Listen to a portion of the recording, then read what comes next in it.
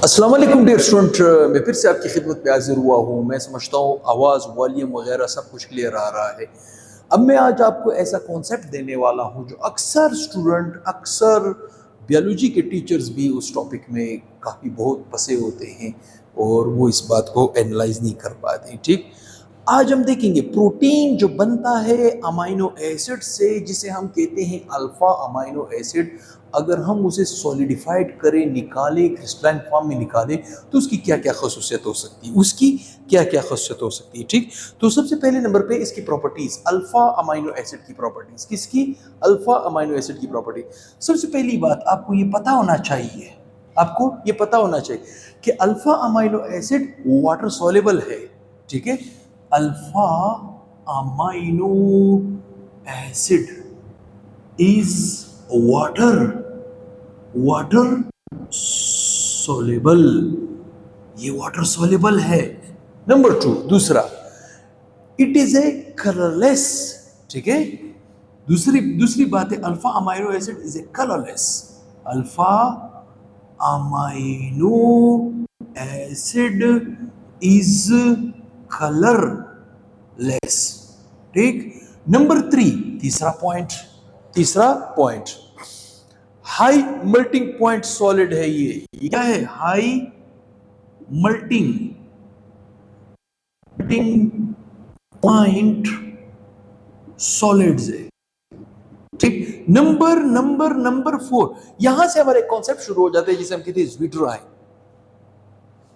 जिसे हम क्या कहते हैं? Zwitter ion. ठीक, zwitter ion, crystalline solid due to a zwitter ion. ये आपके पास है, it is crystalline solids due to what? Due to Zwitter ion। अब यहां से हमारा टॉपिक शुरू हो जाता है ज्वीटर आयन का। ठीक, ज्वीटर आयन का। ठीक, देखिए, अब अच्छी तरह इस बात से वाकिफ हो चुके हो, कि इसे हम कहते हैं अल्फा अमाइनो एसिड। कार्बन, यहां पे COOH, यहां पे सपोज मैं लगाता हूं NH2, यहां पे मैं लगाता हूं सपोज R, यहां पे मैं लगाता हूं सपोज H। मेरी बात यहां तक समझ रहे हो? ये है alpha amino acid. Alpha amino acid में इस ग्रुप को कहा जाता है कार्बो ऑक्साइल ग्रुप। ठीक, जो कि बाई नेचर एसिडिक होता है, एसिडिक इन नेचर। ये by carboxyl group by nature क्या होता है? एसिडिक होता है। और ये जो ग्रुप आपके पास नजर आ रहा है NH2, इसे हम कहते हैं अमाइनो ग्रुप। और ये बाई नेचर बेसिक होता है, बाई नेचर बेसिक होता है। मेरी बात यहां तक आपको समझ आ रही है? अब अगर ये अल्फा अमाइनो एसिड मेरे पास सॉलिड फॉर्म में हो, मैंने क्या कहा? सॉलिड फॉर्म में हो, जो कि क्रिस्टलाइन सॉलिड है, हाई मेल्टिंग पॉइंट का मालिक है, मैंने क्या कहा? वाटर सॉल्युबल है। अगर मैं इसको वाटर के अंदर डाल, मेरी बात यहां तक आपको समझ आ रही है?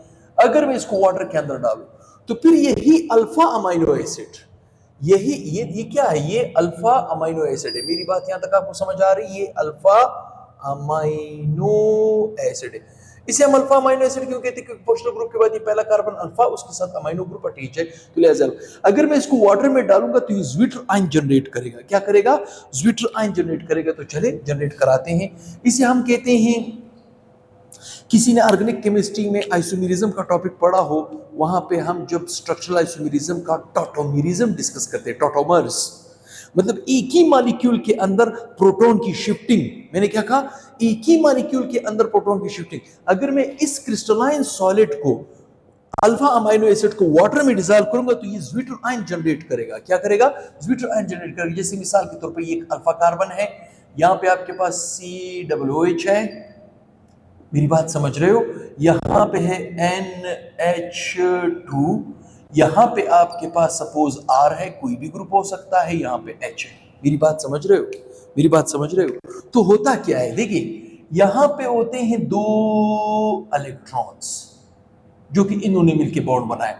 ऑक्सीजन की इलेक्ट्रॉनिटी ज्यादा होने की वजह से दोनों इलेक्ट्रॉन खींच लेता है, यहां से निकलता है H+। मैंने क्या कहा, H+ निकलता है, ठीक। और यहां पे देखिए ये जो अमाइनो का ग्रुप है, यहां पे H लगा हुआ है, यहां पे H लगा हुआ है, यहां पे पाए जाते हैं लोन पेयर इलेक्ट्रॉन्स, ठीक। जैसे ही हाइड्रोजन यहां से अलग हो जाता है नाइट्रोजन, अब यहां पे एक इशू आ रहा है। देखिए देखिए, मिसाल के तौर पे देखिए, यहां पे ऑक्सीजन की इलेक्ट्रॉनिटी है 3.45, हाइड्रोजन की 2.2, ठीक। और यहां पे नाइट्रोजन की इलेक्ट्रॉनिटी है 3.1 और हाइड्रोजन की इलेक्ट्रॉनिटी है 2.2, ठीक। अब और सुने, चूंकि यहाँ पे इलेक्ट्रॉनिटी का डिफरेंस कम है तो यहाँ पे H का आना पॉसिबल है, यहाँ पे इलेक्ट्रॉनिटी का डिफरेंस ज्यादा है तो यहाँ पे हाइड्रोजन खुश नहीं है, खुश नहीं है। तो ये खुश कहां पे होगा, इस लोन पेयर के साथ। ये दोनों लोन पेयर इलेक्ट्रॉन इस हाइड्रोजन को डोनेट कर देता है। डोनेट करने के बाद आपके पास ज्विटर आयन बन जाता है। क्या बन जाता है, ज्विटर आयन, जो कि मैं यहां पे बना रहा हूं, ठीक। देखिए हमारे पास बना ज्विटर आयन, कार्बन, यहां पे नाइट्रोजन, यहां पे H, यहां पे H, यहां पे आपके पास COO, यहां पे O, यहां पे आपके पास R, यहां पे आपके पास H। यहां तक मैं समझता हूं सबको पॉइंट क्लियर होना चाहिए। चूंकि इस ऑक्सीजन ने दोनों इलेक्ट्रॉन नाइट्रोजन से खींच ली तो इसको मिल जाएगा नेगेटिव चार्ज। नेगेटिव चार्ज का मतलब क्या है, दो इलेक्ट्रॉन, एक इसका अपना है, एक इसने चुराया है, ठीक। दूसरा यहां पे जो नाइट्रोजन है, ठीक, नाइट्रोजन ने चूंकि दोनों लोन पेयर इलेक्ट्रॉन डोनेट कर दिए हाइड्रोजन को, मतलब ये NH3 कहलाया जाएगा, इस पूरे ग्रुप के ऊपर आ जाएगा प्लस का चार्ज। अब इसे हम कहते हैं ज्विटर आयन, इसे हम क्या कहते हैं, ज्विटर आयन।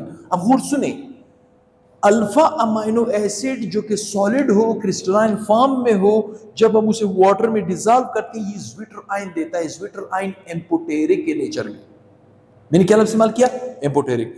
अगर ये एसिड के साथ मिलेगा तो बेस बन जाएगा, और अगर ये बेस के साथ मिलेगा तो एसिड बन जाएगा। तो ये जो ज्विटर आयन अभी बन चुका है, चूंकि इसके पास नेगेटिव चार्ज भी है और पॉजिटिव चार्ज भी है, लिहाजा हम इसे कहेंगे एम्पोटेरिक इन नेचर।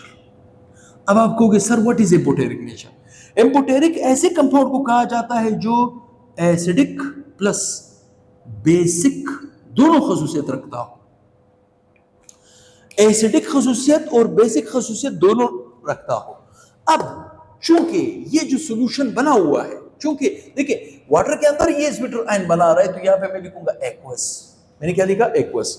अब ये जो एक्वस सॉल्यूशन बना हुआ है, अब यहां पे मेरी मर्जी चलती है। अगर मैं इस एक्वस सॉल्यूशन के अंदर कोई भी एसिड डाल दूं, एसिड मुझे क्या देगा, H+, या मैं इस सॉल्यूशन के अंदर कोई बेस डाल दूं, बेस मुझे क्या देगा, OH-। अगर मैंने इसके अंदर एसिड की एडिशन की, क्या की, एसिड एडिट, ठीक, या मैंने इसके अंदर क्या चीज ऐड किया, बेस एडिड,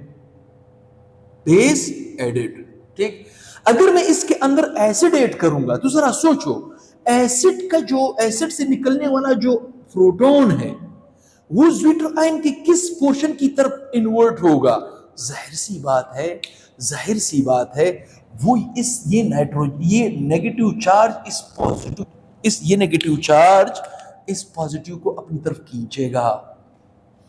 तो ज्विटर आयन की ये कंडीशन बन जाएगी। अभी देखते जाएं, कार्बन यहां पे COO, यहां पे OH आके लगा, ठीक। यहां पे वही अल्फा कार्बन है, यहां पे आपके पास आ जाएगा NH3। देखिए NH3 तो डिस्टर्ब नहीं हुआ, इसके ऊपर ऑलरेडी प्लस का चार्ज है, मेरी बात समझ रहे हो।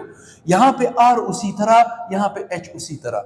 अब गौर से सुने, जब ये ज्विटर आयन एसिड के साथ रिएक्ट होगा तो बेस बन जाएगा, तो आपके पास एक साल्ट जनरेट हो रहा है, ठीक। और अगर मैं इसको किसी बेस में डालूं, जाहिर सी बात है ये जो बेस है, बेस में यहां पे OH नजर आ रहा है। देखिए अब गौर सुने, इस ज्विटर आयन में ये जो NH3 ग्रुप है, इसके अंदर इस N ने इसके साथ कोवेलेंट बॉन्ड बना, लेकिन ये जो बना हुआ है ये कोऑर्डिनेट कोवेलेंट बॉन्ड है। मैं यहां पे इसको हाईलाइट कर रहा हूं, ये कौन सा बॉन्ड है, ये है कोऑर्डिनेट कोवेलेंट बॉन्ड। और ये चीज आपके जहन में रहे, कोऑर्डिनेट कोवेलेंट बॉन्ड वीक है as compare to covalent bond. इस तरह की बात है जैसे असलम और अकरम 1-1 लाख रुपए डाल के 2 लाख पे दुकान निकालता है, और इमरान नामी शख्स इसके पास आता है, इमरान नामी शख्स इसके पास आता है और वो कहता है यार मैं लूट गया, मैं बर्बाद हो गया, मेरे पास दुकान निकालने के पैसे नहीं है। तो अकरम और असलम में से किसी के पास, जिसके पास ज्यादा पैसे होंगे, वो 2 लाख डायरेक्ट दे देते हैं। फर्ज करो अकरम ने इमरान को 2 लाख रुपए दिए। कितने दिए? 2 लाख। तो अब जरा सोचो इमरान और अकरम का क्या रिश्ता होगा, इमरान और अकरम का क्या रिश्ता होगा, और अकरम और अली का क्या रिश्ता होगा। मेरी बात समझ रहे हो? तो जाहिर सी बात है फर्क है। तो कोऑर्डिनेट कोवेलेंट बॉन्ड वीक है as compare to covalent bond. तो ये जो बेस से निकला हुआ OH है वो यहां पे इस हाइड्रोजन को अपनी जानिब खींचेगा। मेरी बात समझ रहे हो?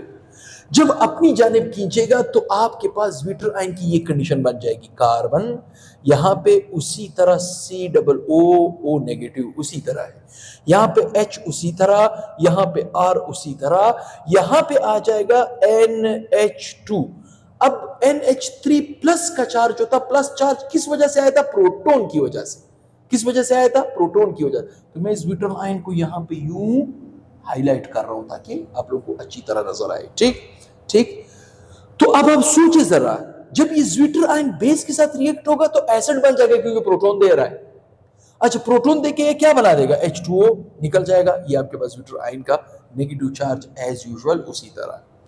इसका मतलब क्या है?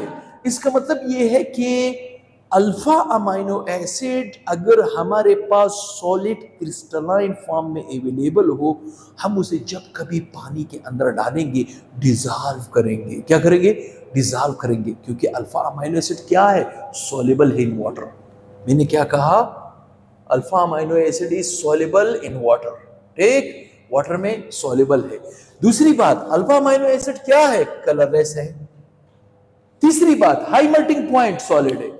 It is a crystalline solid. अगर इस क्रिस्टलाइन सॉलिड, कलरलेस सॉलिड को, हाई मेल्टिंग पॉइंट के मालिक को मैंने वाटर में डाला तो ये हल हो जाएगा। हल होने के बाद एक्वा सॉल्यूशन बना देगा। उस एक्वा सॉल्यूशन के अंदर ये बनाएगा ज़्विटर आयन।